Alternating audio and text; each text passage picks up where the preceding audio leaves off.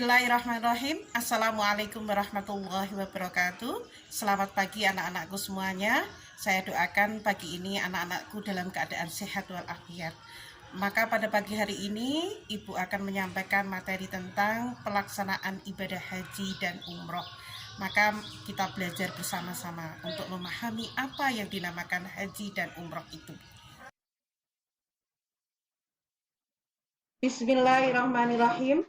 Pada pagi hari ini, Ibu akan menyampaikan materi tentang haji dan umroh.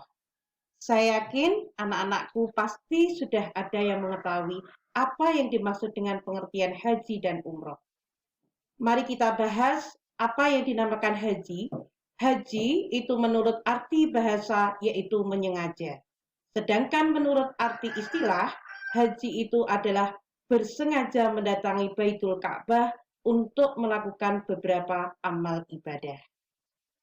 Tujuan daripada haji dan umroh itu, anak-anak, yang pertama, menampakkan kerendahan dan keteguhan kepada Allah, yang kedua, mensyukuri nikmat, yang ketiga, untuk mengingatkan akan hari kiamat, dan yang terakhir adalah merefleksikan pengesaan Allah melalui ibadah lisan dan ibadah jasmani.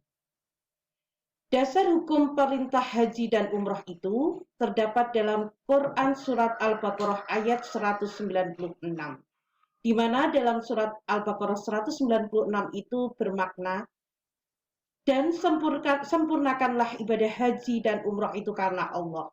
Tetapi jika kamu terkepung oleh musuh, maka sembelihlah haji yang mudah didapat. Dan jangan kamu mencukur kepalamu sebelum haji itu sampai di tempat penyembelihannya.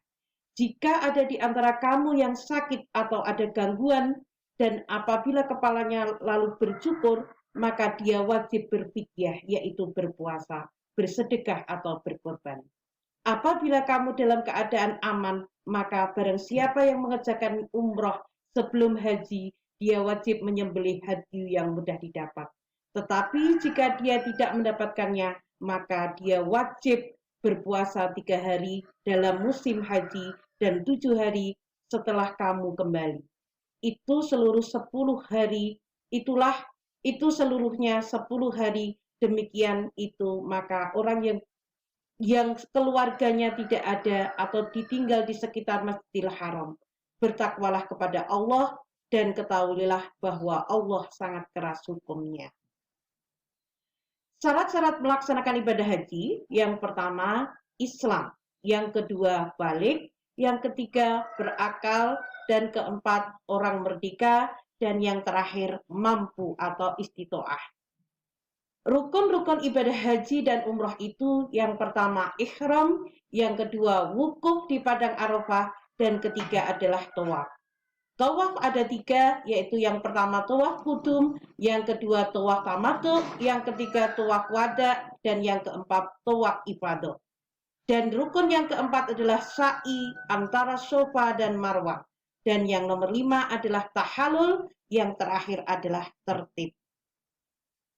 Sedangkan wajib haji atau umroh itu, diantaranya wajib haji yang pertama, ihram dari mikot. Mikot ada 2, yaitu mikot zamani atau batas waktu, yang kedua adalah mikot makani, batas yang berkaitan dengan tempat. Wajib haji yang kedua adalah melempar jumroh, yang ketiga adalah mabit di Musdalifah, dan yang keempat adalah mabit di Mina, yang terakhir adalah tawaf wada. Sedangkan wajib umroh itu adalah yang pertama ihram, yang kedua menjauhkan diri dari segala yang diharamkan. Adapun hal-hal yang membatalkan haji, diantaranya 1. Jima atau senggama bila dilakukan sebelum melontar jumroh akobah. Yang kedua adalah meninggalkan salah satu rukun haji. Kesimpulan dari materi ini adalah yang pertama, yang dinamakan haji berarti bersengaja mendatangi Baitul Ka'bah untuk melakukan beberapa amal ibadah dengan tata cara yang tertentu dan dilaksanakan pada waktu tertentu pula menurut syarat-syarat yang ditentukan oleh syara dan semata-mata mencari ridho Allah. Yang kedua, umroh ialah menziarahi Ka'bah, melakukan tawaf di sekelilingnya, bersayu antara Safa dan Marwah, dan mencukur atau menggunting rambut. Ketaatan kepada Allah itulah tujuan utama dalam melakukan ibadah haji.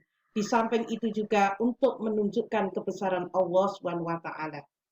Dua dasar hukum perintah haji dan umroh terdapat dalam QS Ali Imran ayat 97.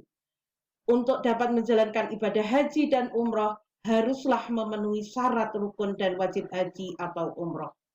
Dan yang terakhir, hal-hal yang membatalkan haji adalah jima, senggama, bila dilakukan sebelum melontar jumrah akobah dan meninggalkan salah satu rukun haji. Terima kasih untuk anak-anakku. Nanti untuk materi berikutnya akan kita lanjutkan pada pertemuan yang akan datang. Assalamualaikum warahmatullahi wabarakatuh.